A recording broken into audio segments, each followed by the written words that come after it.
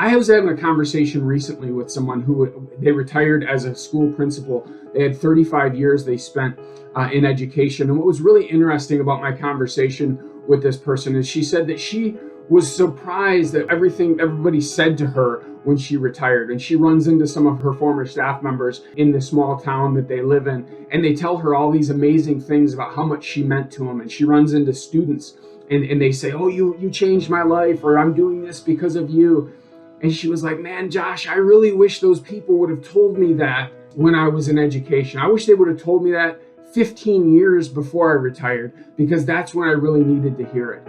And so thinking about that from that perspective, as we work with our staff, as we try to build that culture amongst our staff, is to create these places and spaces where we can genuinely praise each other.